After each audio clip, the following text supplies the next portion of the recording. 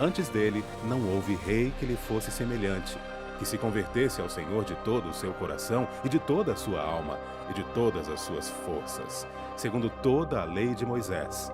E depois dele nunca se levantou outro igual, segundo Reis 23, 25. Tema da semana: as reformas de Josias. Está no ar mais um programa Lições da Bíblia. Estamos estudando nesta temporada o livro do profeta Jeremias. Estamos descobrindo como o Senhor, em todo o tempo, sempre esteve preocupado em levar o seu povo ao arrependimento e uma nova vida. Estamos começando um novo programa com uma nova dupla. A presença do Manassés Queiroz. Seja bem-vindo, Manassés, ele que é o conselheiro espiritual aqui na Novo Tempo, trabalha na Escola Bíblica atendendo os telespectadores. É um privilégio. Perfeitamente. Privilégio todo meu. É uma satisfação muito grande estar aqui. Uma alegria. E também pastor Arilton. É isso aí, Arilton. Arilton de Oliveira. Pastor Arilton, que é o apresentador do programa Bíblia Fácil e também é o diretor da Escola Bíblica. Eu acho que vale a pena falar um pouquinho. Seja bem-vindo, Arilton. Fala um pouquinho da Escola Bíblica para a gente. Prazer estar aqui com vocês. A Escola Bíblica é o departamento da Novo Tempo responsável pelo atendimento aos nossos telespectadores no envio de materiais, cursos bíblicos, também respostas a dúvidas bíblicas, e-mails que nós recebemos aqui todos os dias. Então, há um time todo especial ali, com mais de 40 pessoas, para fazer todo esse atendimento.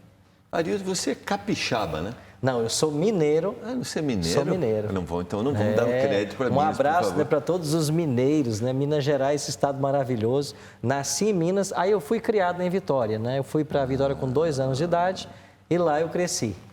Mas eu sou mineiro. Você é mineiro? Sou mineiro. Mas então vamos mandar um abraço para os nossos amigos em Minas e do Espírito Santo. Os capixabas, não podemos esquecer os capixabas. É verdade. Foram bons anos de trabalho no estado do Espírito Santo e lá eu tenho família e muitos amigos. Uma alegria, nós vamos nesse momento suplicar a presença do Senhor. Eu sempre gosto de lembrar que o nosso guia de estudos, ele sistematiza um tema, um livro da Bíblia, que é o caso que nós estamos estudando nessa temporada, mas ele nos conduz à palavra de Deus. Então vamos suplicar a iluminação ao abrirmos a palavra. Por favor, Manassés, você pode orar para a gente? Ok. Por favor. Nosso Deus, querido Pai, muito obrigado pela sua revelação. Amém. Obrigado porque o Senhor nos reúne aqui para conversarmos sobre o teu amor, a tua misericórdia, a tua graça. Traga-nos o Espírito Santo para se derramar sobre a nossa mente, para iluminar o nosso coração, para enxergarmos as tuas maravilhas e a tua vontade e, finalmente, para colocarmos em prática. Nós te pedimos e te agradecemos no nome de Jesus. Amém. Amém. Para você que acompanha o programa Lições da Bíblia, nós oferecemos a revista Princípios. Aqui você encontra uma série de estudos da palavra, onde você vai descobrir que existe uma razão para você viver. De onde você veio, por que você está aqui e para onde você vai. Aí está o endereço na sua tela, é só você acessar e você vai receber gratuitamente na sua casa a revista Princípios, que é fornecida, atendida e enviada pela Escola Bíblica, que se preocupa em atender todos os nossos queridos, né, pastor? É verdade. Por dia são mais de 1000 estudos que são enviados para todos os estados brasileiros. Que beleza, que bênção. Eu tenho a certeza que fará uma grande diferença na sua vida e na vida da sua família. Eu vou aproveitar e mandar um abraço para 3 grandes amigos lá em Vitória, para o Arley, para o Honoraldo e para o Itamar, que acompanham o programa Lições da Bíblia, eles que frequentam a comunidade adventista da Igreja Central de Vitória. Eu tive o prazer de conviver ali durante... Pastorear, né? três belos anos, maravilhosos anos. É verdade. Queridos, nós estamos estudando o livro de Jeremias. Nós vamos retornar um pouquinho, já falamos um pouquinho em algum estudo, logo no início, sobre as reformas feitas. Nós temos uma sucessão de reinos, nós tivemos um estudo sobre os 5 últimos reis. Temos uma sucessão de reis que fizeram o que era mal perante o Senhor. Mas nós vemos Josias quebrando esse ciclo de maldade e fazendo algumas reformas. Nós vamos estudar um pouquinho sobre essas reformas. Nós percebemos aqui a grande expressão de amor que Deus tem para com o ser humano, dando liberdade para escolher. Porque é essencial que a gente entenda que o livre-arbítrio é um dom de Deus. O ser humano ele foi criado para ser amado por Deus. Sem livre-arbítrio, não há amor. Ninguém pode amar alguém forçado, porque não teve escolha. Mesmo que ele faça uma escolha para o mal. Exato. Então, o livre-arbítrio é o direito que você adquire de Deus, né, de fazer a sua escolha. E Deus ele se submete em ser contemplado ou não. Olha que coisa extraordinária. A mente de Deus é algo impressionante. E dessa forma, ele revela a sua misericórdia, o seu carinho, o seu amor, a sua paciência conosco. Quando Adão e Eva experimentaram o mal, Deus tomou a iniciativa de correr atrás deste casal e de fazer uma proposta linda, extraordinária de redenção. E a gente vê esta redenção, a história dessa redenção, não é, sendo manifestada pela graça em toda a Bíblia. Inclusive, o que nós vamos estudar hoje está encharcado, permeado, carregado de graça. E é algo maravilhoso. O que me chama a atenção é que, independentemente da escolha, essa continua sendo uma expressão de amor. Eu até sublinhei aqui no meu guia de estudos, né? Para sermos livres, nós precisamos ter a oportunidade do bem ou do mal, para expressarmos realmente que amamos. Ainda bem que Deus não é homem, né? Porque se Deus fosse homem, ele seria tremendamente decepcionado e triste, né? Porque nós somos um vai e vem, né? A gente não usa o livre-arbítrio com sabedoria. E Deus, ele é tolerante. De fato, a Bíblia é uma tentativa constante de Deus fazer o homem ver as escolhas certas e aonde isso poderia resultar. Mas o tempo inteiro ele está lidando com pessoas que fazem escolhas erradas e o trabalho dele é tentar restaurar, tentar trazer para perto dele, né? Tentar reavivar a experiência. E isso fica bem claro quando esses reis usaram o seu livre-arbítrio. Eles não só prejudicaram a si mesmos, eles prejudicaram a nação. Quantas pessoas foram prejudicadas por causa dos maus atos desses reis? E eu comparo isso hoje com os nossos governantes. Hoje, quando você tem um governo que não faz as escolhas certas, um político que não faz as escolhas certas, que se apropria de forma indébita daquilo que lhe é devido ou daquilo que está ao seu gerenciamento, quantas pessoas deixam de ser beneficiadas e até sofrem? Então, parece que a história ela fica se repetindo, né? E Deus o tempo inteiro tentando lidar com esse ser humano, tentando ajudá-lo para que ele faça ver. E aí, nessa semana, surge um rei que quer fazer diferente do seu pai, do seu avô. Josias, de fato, é um exemplo para o administrador moderno. É interessante, só queria resgatar, você estava falando, nós condicionamos nossa expressão de amor através da reação que as pessoas têm. Naturalmente, nós somos assim. Se nós somos rejeitados ou de alguma forma maltratados, parece que nós cortamos. A gente assume a mesma postura, né? Exatamente, exatamente. Agora, a atitude de Deus, independente de como é a minha reação, eu continuo amando você e fazendo de tudo para salvar você. Exato. Nós precisamos compreender que o amor ele não está estruturado em sentimentos, porque ele seria completamente vulnerável. O amor é princípio. Em princípio, é algo que não muda, que não se altera. Por isso que o amor jamais acaba. Exatamente. E o amor de Deus não está condicionado ao meu bom ou mau comportamento. Sim. Essa é a maravilha do Evangelho. O Evangelho ensina que Deus ele nos ama não pelas coisas que nós praticamos, Ele nos ama por quem nós somos. Eu comparo muito com o bebê que eu tenho. Hoje meu filho está com 1 ano e 5 meses de idade. E eu fico olhando para ele às vezes e pensando, por que eu amo tanto esse garoto? Ele nunca fez nada para que eu o amasse. Ele não sabe falar ainda, ele nunca fez nada que me beneficiasse. Ele simplesmente existe. Então, depois que a gente se torna pai ou mãe, a gente começa a perceber como que Deus ama. Ele não ama porque você faz as coisas. Ele ama porque você é.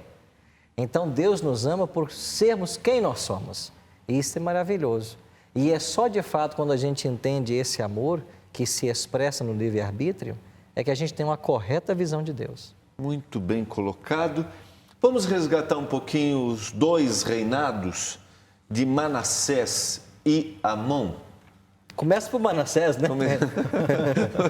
Por favor, Manassés. Olha, eu tenho um amigo que me ligou, daqui a pouco eu vou revelar o nome dele. Ele me ligou Arilton Oliveira. e disse assim, escuta, deixa eu te fazer uma pergunta. O que o seu pai estava pensando quando escolheu esse nome para você? Aí eu parei, pensei e disse assim, pastor, meu pai estava pensando em José do Egito, no filho dele, que era uma pessoa boa e tal. Mas o senhor já parou para pensar, o senhor que é um pregador da graça, já parou para pensar que exemplo mais extraordinário da graça e da misericórdia de Deus na vida do rei Manassés? Sabe quem foi? Pastor Alejandro Bulhon. Ele disse, é verdade. Mas a gente tem aqui um contexto bem interessante que vale a pena relembrar. A gente já falou aqui em outros programas em que situação esses dois reis levaram o povo e a grande diferença da atitude de Manassés. O povo de Israel, nós estamos falando aqui de um momento da história onde já havia acontecido a divisão das tribos, né? Você tinha já 10 tribos ao norte que estavam com capital em Samaria e 2 tribos ao sul em Judá. Finalmente, as 10 tribos do norte elas vão ser destruídas pelo Império Assírio. Sim. E você vai perceber que essas tribos do sul, elas também em breve vão parar em cativeiro. E o motivo foi a idolatria. Estes reis, eles começaram a querer imitar as nações vizinhas, que tinham ali um instrumento tangível, um objeto tangível, aonde eles podiam se apegar para ser o seu Deus. Não apenas isso, a liturgia desses povos pagãos envolvia também sensualidade, apelava às paixões do ser humano. Então eles achavam aquilo, eles começaram a gostar do estilo de vida que as nações inimigas estavam tendo. E então eles começam a escolher esse caminho. Aos poucos se afastam das orientações divinas e chega a um estágio onde parece que não há mais Deus, porque o povo estava imergido em completa idolatria. Não só isso, eles trouxeram os instrumentos de adoração desse povo idólatra, esses postes ídolos, e até dentro do próprio santuário tornou-se um local para essas idolatrias. Então, quando a gente lê essas histórias, a gente percebe como o povo foi longe de Deus. Mas nada começou desse tamanho, né? Começou com uma pequena semente, um pequeno afastamento, uma mal decisão, tudo lá atrás. E parece que no reinado, principalmente de Manassés e Amon, eles vão potencializar essa rebeldia contra Deus. Aqui em 2 Crônicas 33, tem um resumo, né, desse desastroso reino, que na realidade durou 55 anos. Manassés, ele assumiu com 12 anos de idade, e a gente encontra aqui, no verso 2, fez o que era mal perante o Senhor. E o texto continua, fala sobre abominações e fala sobre coisas terríveis. No verso 3, levantou altares a Baalins, fez postes ídolos, né, prostrou-se diante desses ídolos e os serviu. E no verso 6, queimou seus filhos como oferta no vale do filho de Rinom, e ele fez feitiçarias, consultou necromantes, né, e prosseguiu em fazer o que era mal perante o Senhor. E no verso 7 também pôs a imagem de escultura do ídolo que tinha feito na casa de Deus, algo realmente terrível. Então ele pecou e agiu contra Deus, agiu contra a nação, as pessoas, agiu contra a sua família e agiu contra si mesmo. E hoje nós encontramos pessoas por aí agindo contra Deus, agindo contra as pessoas, agindo contra a família e agindo contra si mesmos, não é? Esta maldade aqui, que é fácil nós olharmos para a vida de Manassés e o condenarmos e ficarmos abismados com tantas obras terríveis, e isso continua, não é, em grande proporção ou até mesmo em pequenas doses, mas continua no coração humano, porque faz parte da natureza humana, carece do poder de Deus, da ação divina. Mas a gente vê uma grande diferença de reação aqui entre Manassés e Amon, né? O pai e o filho. Talvez aqui seja a grande referência para o telespectador que talvez, e para todos nós que cometemos erros, de alguma forma, até a gente comentou em off, de alguma forma nós cometemos às vezes, né, disseminamos o mal, às vezes uma palavra, a gente não consegue resgatar mais, né? O que foi, uma palavra, uma reação, seja dentro de casa, seja no ambiente de trabalho, mas a grande apresentação da misericórdia e como um reage e como o outro reage. Dizem alguns filósofos por aí que o homem ele é o produto do meio. Então, inevitavelmente, ele vai ser o resultado. Então, se ele convive no meio de bandidos, ele vai ser bandido, no meio de pessoas, né, cruéis, mas ele vai ter o mesmo perfil. E se conviver com pessoas boas, ele também vai ser gente boa, não é? Dizem isso por aí, mas, na verdade, nós temos toda a chance, toda a oportunidade de sermos o resultado de uma experiência com Deus. Porque Deus o tempo todo está com os braços abertos e criando e oferecendo oportunidades para que, com liberdade, cada um de nós possamos escolher o caminho a seguir. Não existe determinismo.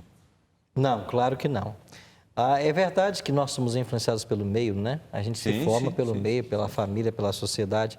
Agora, o livre-arbítrio, ele é a resposta de Deus para qualquer situação negativa. Então, mesmo estando vivendo no meio onde, quem sabe, algumas coisas são praticadas que a palavra de Deus a condena, eu tenho o poder de escolha de não participar. E Deus, ele é tão justo que quando ele julgar as pessoas, ele vai ter, de fato, um juízo exato para cada um. Você não pode querer dizer que um jovem que cresceu numa família de classe alta, teve todas as oportunidades de estudo, vai ser julgado por Deus da mesma maneira que aquele rapaz cresceu, quem sabe numa comunidade, numa favela, sem condições algumas, quem sabe apenas com a mãe, sem a ajuda do pai. Deus vai considerar todos os fatores, porque Deus é justo. Agora, independente das circunstâncias que nos rodeiam, o livre-arbítrio é essa demonstração que Deus nos dá, de que nós podemos escolher entre o bem e o mal, não importa onde estejamos, porque a tentação virá de fato para todos, né? Independente do ambiente que a gente cresce. É interessante pensar que não haverá injustiça. Por parte de Deus. Exatamente. Deus olha para cada um, o Manassés, né, as oportunidades, como ele reagiu, o Arilton, o Gilmar, e cada um será julgado justamente. Você quer fazer um comentário? Dá uma seguradinha só para um pouquinho, pode ser? Pode. Pode ser? Você está acompanhando o programa Lições da Bíblia, nós vamos para o intervalo e voltaremos já. A palavra de Deus permanece mesmo que as pessoas se esqueçam dela. Josias sabia da importância da palavra de Deus, mas não via o resultado na vida das pessoas de Israel. Por isso, ele deu início a uma reforma. Fazer essa reforma não foi fácil na época de Josias, da mesma forma que não foi fácil no tempo de Lutero, quando ele entrou em situações perigosas com seus ensinos baseados nas Escrituras. A reforma de Josias, de certa maneira, em certa medida, tem seu impacto até hoje, 2.600 anos depois, uma vez que não é possível construir o templo em nenhum outro lugar que não seja no original.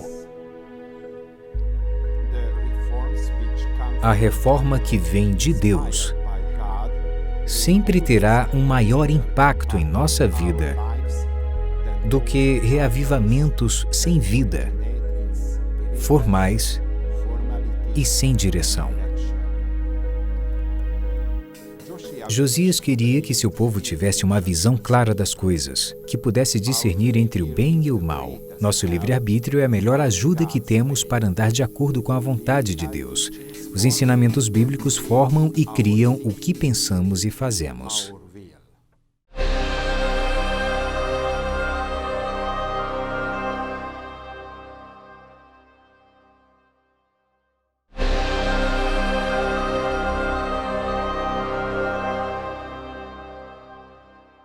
No programa Lições da Bíblia de hoje, você está vendo que nós podemos usar sabiamente o livre-arbítrio. Eu até queria sublinhar a frase que você disse, Arilton. O livre-arbítrio é o elemento que Deus usa para que... você usou uma... Ele vai confirmar o seu amor com essa dádiva do livre-arbítrio. Exatamente. Né? Onde a gente tem a capacidade de interromper qualquer tendência para o mal, qualquer herança que a gente traga para o mal. Não só de influência externa, como própria herdada e cultivada. Exatamente. Nós fomos para o intervalo com a sua observação. Eu não deixei você falar. Por favor, Manassés. Acontece que o rei Manassés viveu uma profunda experiência com Deus e ele decidiu em mudar o caminho. Ele passou por uma conversão genuína, não é? Só que, na sequência, depois da sua morte, o seu filho Amon assume o reino e Amon não opta em seguir o modelo do seu pai depois de convertido. Ele dá sequência à maldade, reina por 2 anos. Depois a gente vai chegar no filho de Amon, né, Josias. Ele, então, quebra esse círculo vicioso, ele quebra essa maldição e opta pelos caminhos do Senhor, fazendo uso do seu livre-arbítrio. Interessante. Já aproveitamos aqui e já vamos adiante. De que forma ele o seu reino foi interrompido? O reino de Amon. Ok. Haviam muitas guerras, né? E há uma instabilidade tremenda. E a Bíblia diz aqui que os próprios habitantes, né, fizeram um conluio ali e mataram Amon. Por isso que o reinado dele foi só por 2 anos, tá certo? E na sequência veio aquela expectativa de mudança, aquela expectativa de uma experiência diferente para Judá, né? Veio então Josias. Eu queria só resgatar e citar o texto, que é 2 Crônicas, capítulo 33 e o verso 23. Mas não se humilhou perante o Senhor, falando a respeito de Amon, como Manassés, seu pai, se humilhara. Antes, Amon se tornou mais e mais culpável. E o verso 24, conspiraram contra ele os seus servos e o mataram em sua casa. Porém, o povo da terra feriu todos os que conspiraram contra o rei Amon e constituiu a Josias, seu filho, rei em seu lugar. Eu fiquei pensando, quando esses moradores da terra matam aqueles que haviam matado Amon, esses servos dele, aqui nós podemos tirar pelo menos 2 lições importantes. Primeiro, que esse rei foi tão mau que até os servos que estavam próximos dele tomaram a decisão de assassiná-lo. Ou seja, eles estavam sendo influenciados por essa maldade toda. Então, eles tomaram essa decisão. Agora, o povo estava tão cativo desse sistema de governo, que era a monarquia, que eles não queriam que a monarquia fosse interrompida. Então, eles vão matar esses servos de Amon, que eram assassinos, e vão colocar Josias no lugar. Com 8 anos de idade. Com 8 anos. Ou seja, eles queriam a continuidade da monarquia. Veja, Deus nunca quis uma monarquia. Isso está bem claro no Antigo Testamento. O governo que sempre Deus intencionou para o povo de Israel foi uma teocracia. Na teocracia, é Deus quem governa. Mas o povo não, o povo era amigo, né? E era fã das nações vizinhas, do rei. De fato, nós somos assim, nós queremos materializar as coisas. Se não é tangível, se não é palpável, parece que não tem significado. Mas quando eles colocam Josias no trono, eles também não sabiam qual seria o destino da nação de Israel. O natural é que ele seguisse a sequência de Manassés e Amon, seu pai e seu avô. Mas aqui, felizmente, temos uma prova clara de que nós não precisamos ser produto do meio, de que nós podemos usar o nosso livre-arbítrio para beneficiar a nós mesmos, nossa família, como Manassés colocou, a nação, a sociedade. Então, escolhas individuais, elas repercutem como cascatas e vão afetando pessoas e pessoas. Pense, por exemplo, num pai que hoje tem problemas, quem sabe, com o alcoolismo. A família inteira é afetada. Uma pessoa que tem problema com as drogas. Isso tira o sossego da família. Os filhos têm problemas, o casamento é ameaçado. Então, de fato, nós temos que buscar a ajuda de Deus para exercer o livre-arbítrio e fechar a porta para essas influências corruptoras da nossa sociedade. Você está falando, estou pensando aqui Deus usa atos equivocados e revela que Ele está no controle de todas as coisas. O próprio mal, a conspiração, todo esse processo mostra que Deus está no comando. Às vezes nós temos a sensação de descontrole, que o mundo vive em descontrole. E é bom você tocar nesse ponto, que tem que ficar claro para a gente o seguinte: Deus ele tem duas vontades, né? Deus ele tem uma vontade ativa e uma vontade permissiva. Deus nunca provoca o mal, nunca. O mal sempre será provocado pelo inimigo de nossas almas, que é Satanás, ou por escolhas impensadas, o que o próprio ser humano provoca. O mal não tem origem em Deus. Agora, Deus é tão bom que até o mal, que às vezes ele permite acontecer, ele transforma para o bem da própria pessoa ou para o bem da sociedade. Romanos 8, 28, né? Todas as coisas contribuem para o bem daqueles que amam a Deus e foram eleitos segundo o seu propósito, né? Então, uma coisa pode ser ruim, mas nas mãos do Senhor Deus, persistindo neste caminho, o Senhor Deus utilizará aquilo ali para ser bênção, para ser salvação, de algum modo, para gerar coisas boas. Como isso acontece, a gente não tem... É só a capacidade divina de trabalhar. A soberania de Deus, ela é um mistério. Como ela funciona, como ela opera, é um mistério. Nós ficamos olhando para as coisas, para a nossa vida, para as pessoas, para o mundo, para a Bíblia, tentando entender aqui. É um mistério, realmente. E quando a gente lê a Bíblia, a gente chega à seguinte conclusão: tudo está nas mãos do Todo-Poderoso. Ele tem um controle de todas as coisas. E eu quero fazer referência ao texto, o Guia de Estudos citou, o texto de Abacuque, capítulo 1, versos 2 a 4. Até quando, Senhor, clamarei eu, tu não me escutarás. Gritar-te-ei violência e não salvarás. Porque me mostras a iniquidade e me fazes ver a opressão. Pois a destruição e a violência estão diante de mim. Há contendas e o litígio se suscita. Por esta causa a lei se afrouxa, a justiça nunca se manifesta, porque o perverso cerca o justo e a justiça é torcida. Aparentemente, não havia solução. O mal vinha e vinha e vinha e prosperava. Até quando, Senhor? Então a gente vê que Deus usa as atitudes, os erros humanos para revelar que Ele está no controle de todas as coisas. Isso está claro aqui. Interessante que você lendo aí o texto do profeta Abacuque, a gente tem que ressaltar mais uma vez aqui como que a Bíblia é atual, né? Para nós que estamos vendo um contexto da sociedade brasileira, esses versos fazem todo sentido, né? A justiça impera, a violência impera, e o clamor do profeta tem que ser hoje o clamor do povo de Deus. Nós temos que pedir a intervenção divina nos negócios humanos. E como que Deus ele intervém? Ele intervém influenciando a mente de pessoas a fazerem escolhas certas. E quando uma pessoa escolhe da forma correta, escolhe pelo bem, olha quantas outras pessoas são abençoadas.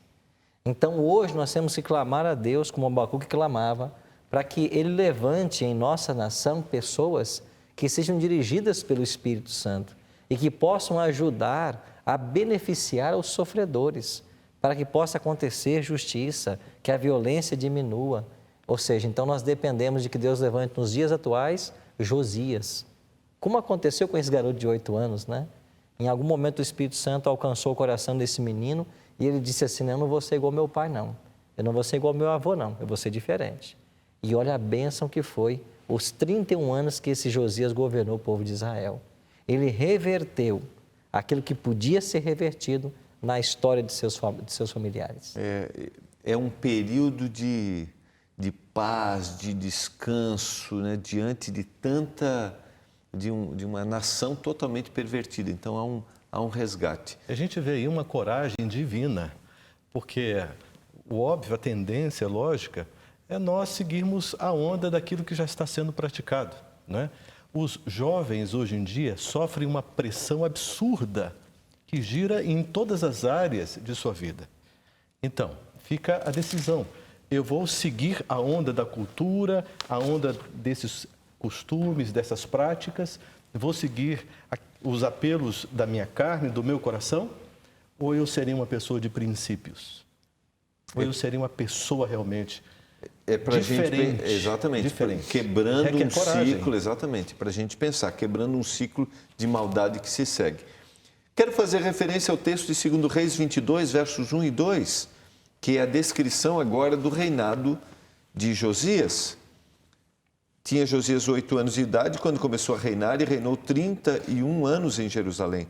Sua mãe se chamava Gedida e era filho de Adaías, de Boscate. Fez ele o que era reto perante o Senhor, andou em todo o caminho de Davi, seu pai, e não se desviou nem para a direita e nem para a esquerda. Interessante que a linguagem que a Bíblia usa aqui, que ele andou no caminho de Davi, seu pai. Mas seu pai não era bom? Então, olha a expressão que a Bíblia usa. Na realidade, Davi é o grande ancestral de todos os reis, né? Nesse modelo de teocracia que Deus tinha para o seu povo, onde ele governava, ele precisava que, através dos líderes, a sua vontade ela se cumprisse na vida das pessoas. E apenas na história da nação de Israel, durante 2 reinados, um pouquinho do ideal de Deus se concretizou, justamente nos reinados de Salomão e Davi. Foi nesses 2 períodos, ou Davi e Salomão, se quer uma ordem cronológica, foi apenas nesses 2 períodos que Israel conseguiu ser uma atração para todos os povos. Tanto é que nos dias de Salomão até a rainha de Sabá veio, né, para saber a origem da sabedoria desse rei e da prosperidade da nação. E ali ficava bem claro que Salomão era um servo de Deus e a prosperidade estava centrada no Deus que eles serviam. E agora Josias, ele não escolhe, né, fazer a vontade dos seus parentes, mas ele vai buscar no modelo de Davi, né, que havia passado para Salomão, e lá estava alguém que havia andado com Deus. Então ele vai resgatar essa consagração, é um retorno, é uma renovação da aliança que Deus tinha com o povo. É interessante que nós não sabemos a dimensão da influência que nós podemos causar, mesmo em gerações futuras, através daquilo que a gente foi e de como nós vivemos, mesmo que a gente descanse o sono da morte.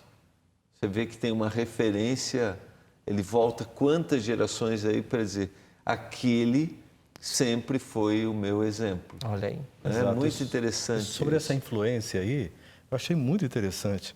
A mãe e a avó, aqui dentro dessa descrição de Josias, né? do perfil de Josias. Um papel aqui, meio de bastidor, né? Que de repente ganha uma apresentação interessante. Sua mãe se chamava Gedida, né? E era filha de Adaías.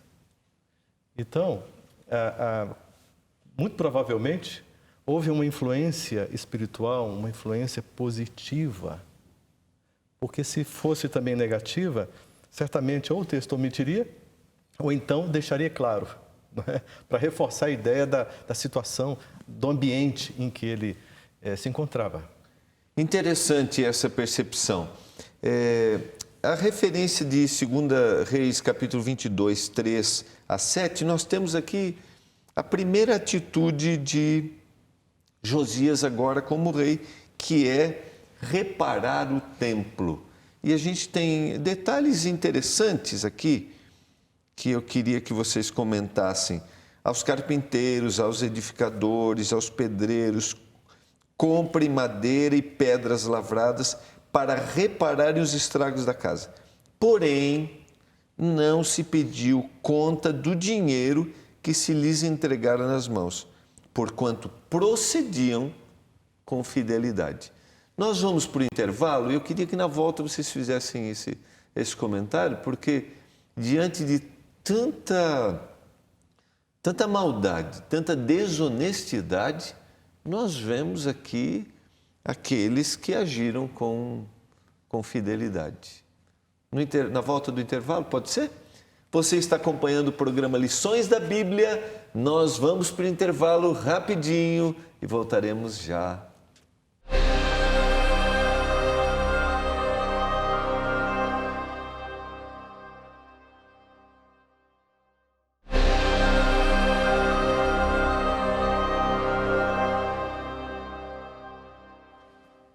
Estamos voltando, esse é o nosso último momento do encontro de hoje. Estamos percebendo detalhes no ministério exercido por Josias, agora como um rei, resgatando verdades que foram esquecidas, mudando um curso que foi deixado pelo seu avô e pelo seu pai.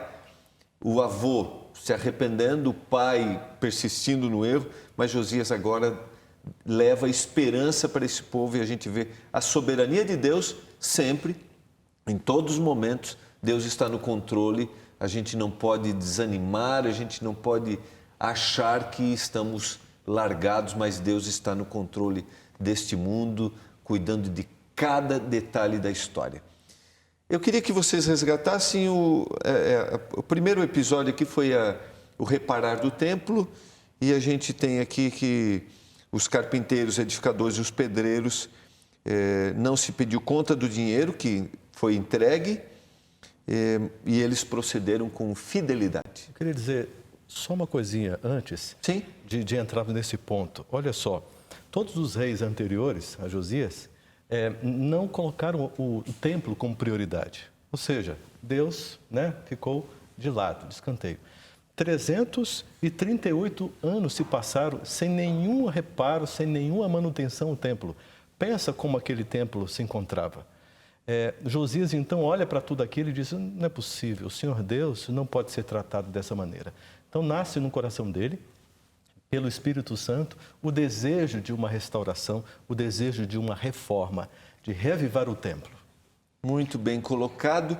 Lembrando que, para ele, eu creio, não era um fim em si mesmo, mas ali era um local em que ele encontraria realmente o contato, que o povo teria o seu encontro com Deus, e era uma referência espiritual.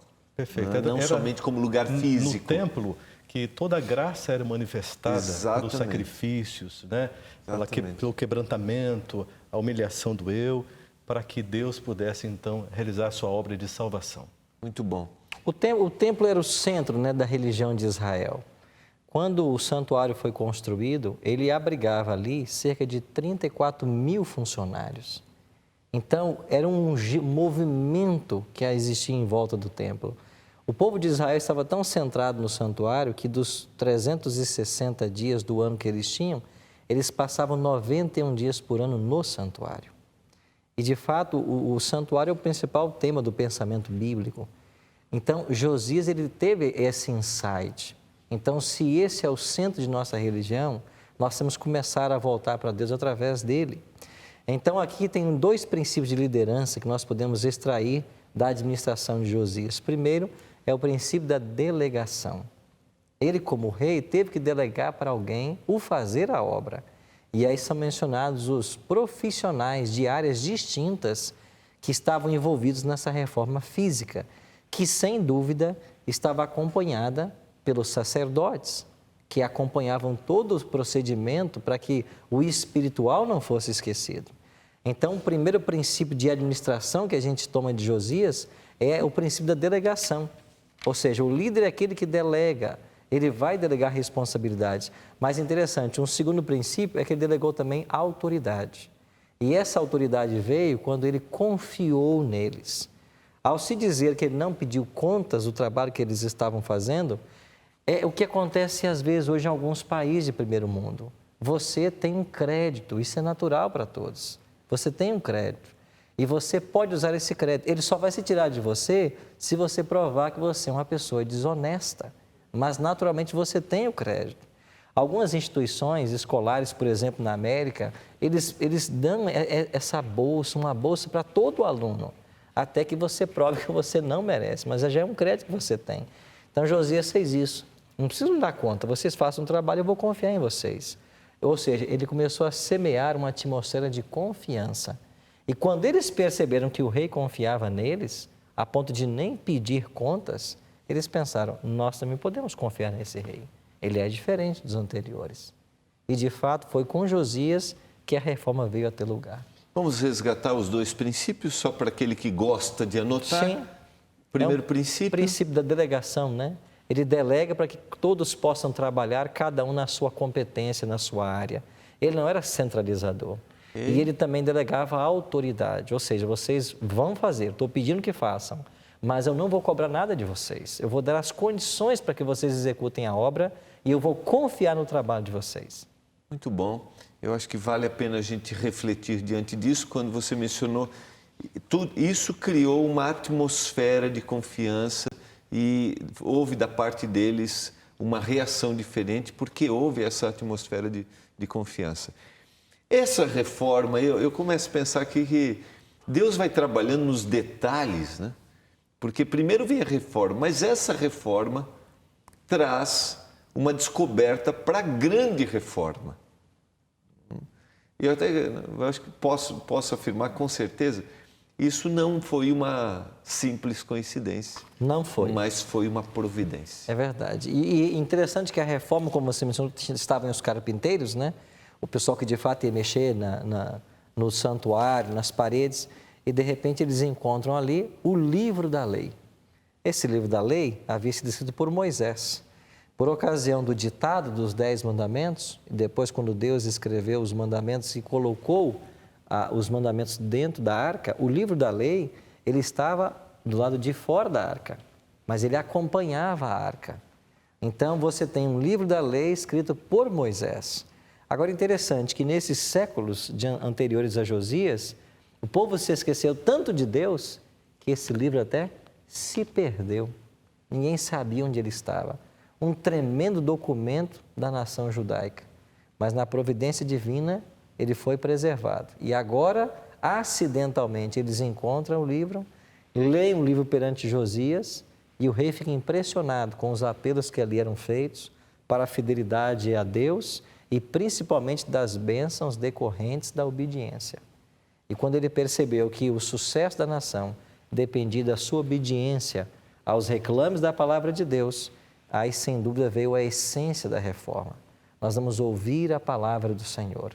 E aí o rei pede que esse livro agora seja lido na presença do povo. O povo tem que ouvir. E então, veja, é o poder da palavra. Como que a palavra de Deus impactou a vida do rei e agora vai impactar a vida da nação. E é a leitura desse livro que vai fomentar agora uma renovação da aliança que Deus havia firmado com o povo de Israel. Nós também necessitamos de reforma para o nosso templo físico, nosso corpo, não é? E muitos de nós ficamos doentes e o médico é aquele que nos anuncia, olha, se você não mudar o seu estilo de vida, se você não reformar aí a sua alimentação, se você não reforçar tal área, não é? E tirar da sua alimentação esses ingredientes, você vai piorar muito e o quadro vai ficar complexo. Não é? Se você não fizer os seus exercícios, você não dormir as suas horas. Tudo isso usando o exemplo que você está usando aí da Exato. necessidade de mudança. Né?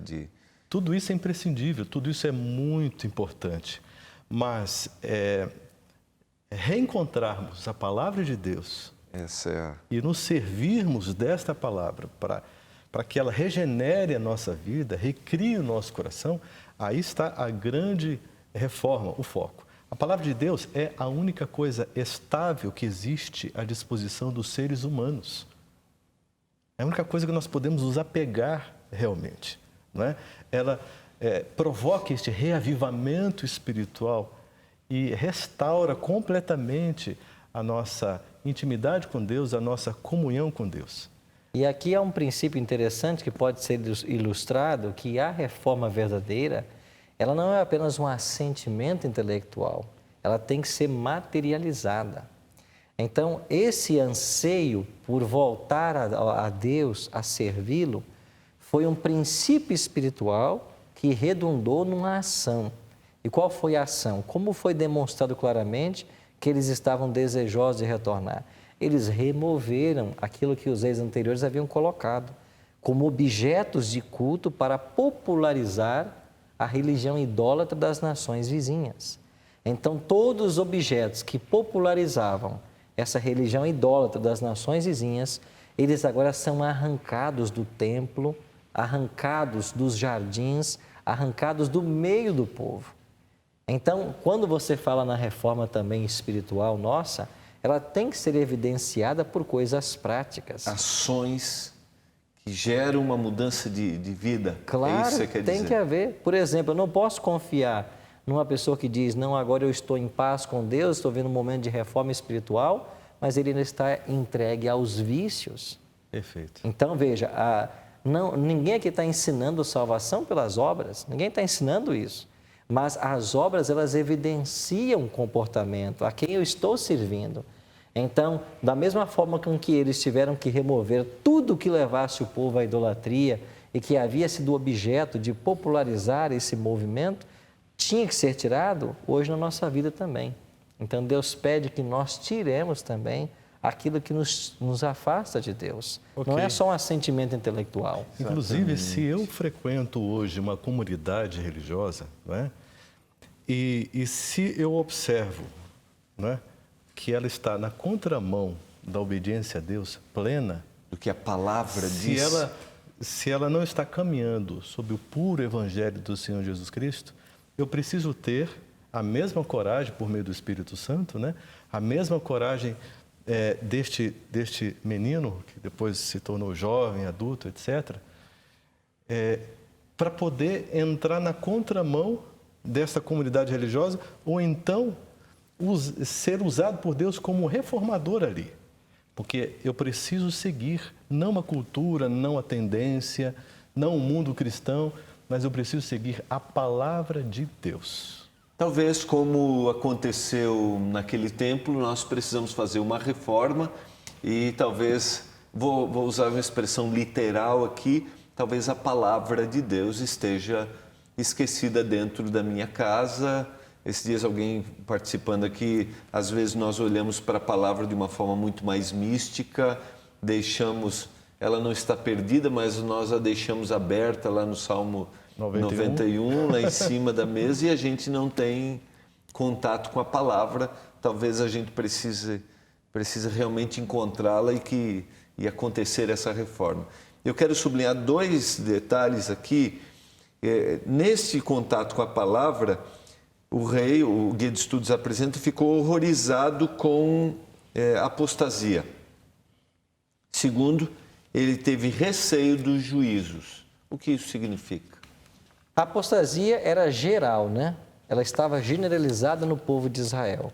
Com todos esses postes e ídolos, com todos esses objetos que popularizavam a ideia da existência de vários deuses, então ela era generalizada. Agora, ela precisava então ser suprimida. E aí necessitou de uma ação drástica, que foi a retirada de tudo aquilo que levava o povo a essa idolatria. Um segundo ponto que você perguntou? Ele teve receio dos juízos. Do juízo. Por que ele teve receio do juízo? Porque no livro da lei, claramente havia sido orientado de que eles não deveriam ir para esse lado, porque senão as consequências viriam. Então, é as consequências naturais da obediência ou da desobediência. A palavra de Deus é clara em dizer que aquilo que o homem semear, isso também ceifará. Então, o povo estava colhendo por causa do seu afastamento de Deus.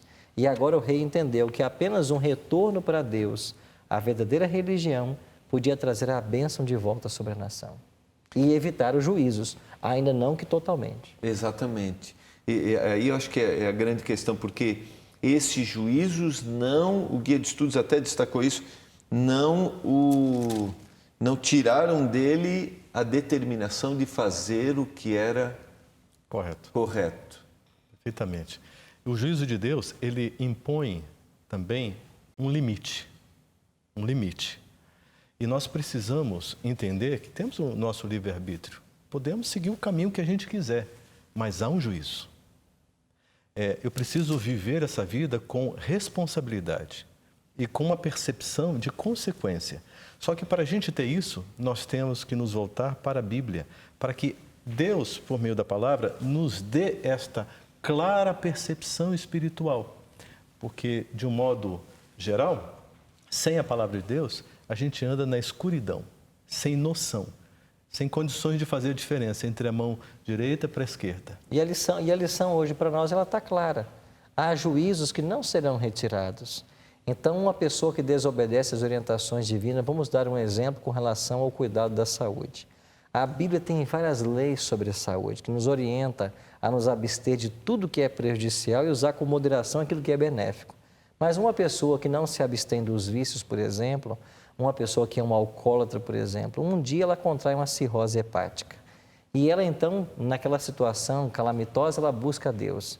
Deus pode perdoar, né, o tempo de ébrio que ela viveu e restaurar sua condição espiritual. Mas muitas vezes a pessoa poderá morrer por causa de uma cirrose. Então há juízos que permanecem. E em tudo isso nós temos que ver a mão divina dirigindo cada um individualmente para um final feliz. Quero só destacar aqui para a gente concluir, queria que vocês considerassem que é interessante, está no capítulo 23, o verso 3 de 2 Crônicas, ou melhor, de 2 Reis, o rei se pôs em pé junto à coluna e fez a aliança ante o Senhor.